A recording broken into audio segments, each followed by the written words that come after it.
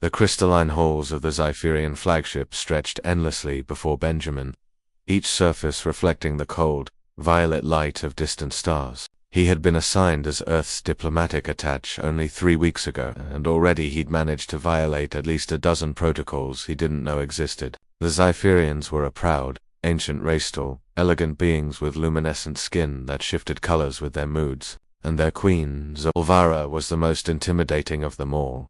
Benjamin adjusted his collar nervously as he walked beside Arya, Earth's chief xenobiologist and his only friend in this godforsaken mission. She had warm brown eyes that somehow maintained their humor even in the tensest situations, and right now, those eyes were silently screaming at him to not mess this up. "Remember," Arya whispered, her dark hair catching the strange light, "the Zypherians value personal space above almost everything. Don't touch anyone unless they initiate it. And for God's sake, Benjamin, watch where you're walking." I know," he muttered back, though his attention was divided between her warning and the spectacular view of the nebula outside the transparent walls. They were being escorted to the throne room for the formal treaty, signing a historic moment that would establish humanity's place among the Galactic Council. 6 months of negotiations had led to this. 6 months of careful diplomacy, translated documents, and cultural exchange programs, all of it culminating in this one meeting.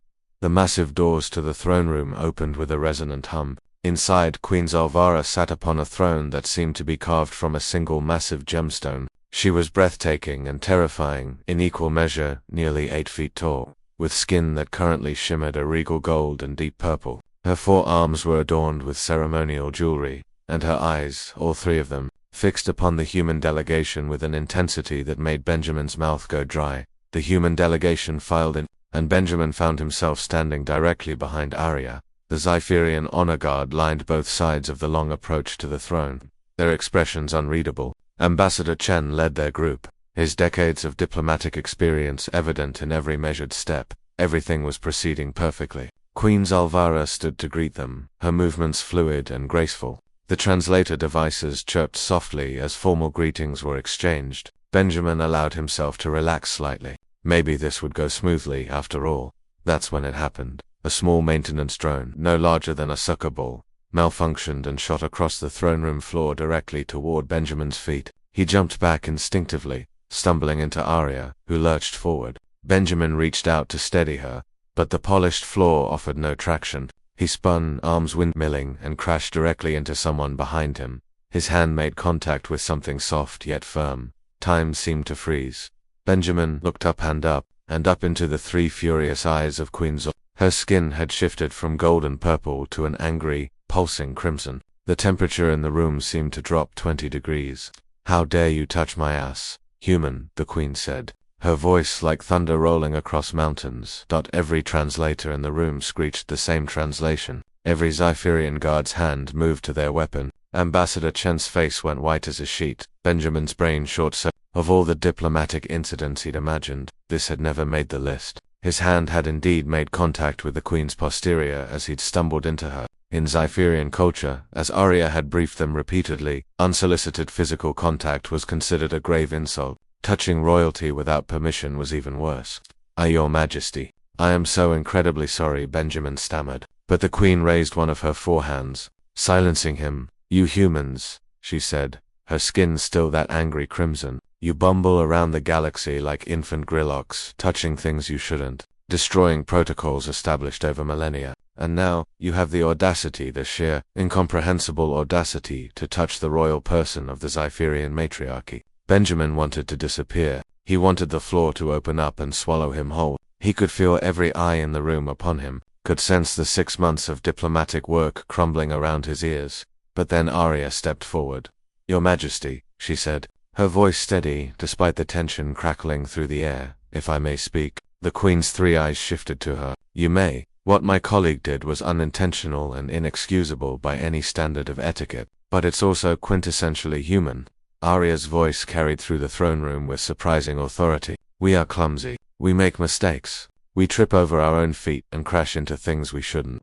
We're new to this galactic stage, and we're terrified of messing up, which, paradoxically, makes us mess up even more." The queen's skin flickered, the crimson fading slightly to a more orange hue. Arya continued, "But here's what else is human. We own our mistakes. We learn from them. We adapt. Benjamin here would probably throw himself out an airlock right now if it would undo what just happened. Because despite our clumsiness, despite being these bumbling infant Grillocks, we genuinely want to do better. We want to earn our place among you. Benjamin found his voice. Your Majesty, I know there's no excuse for what I did. If there's any way I can make amends, any Zypherian custom of apology, we'll perform it, no matter what it requires. The throne room was silent for a long moment. Queen Zalvara studied Benjamin with all three eyes, and he forced himself not to look away, even though every instinct screamed at him to bow his head.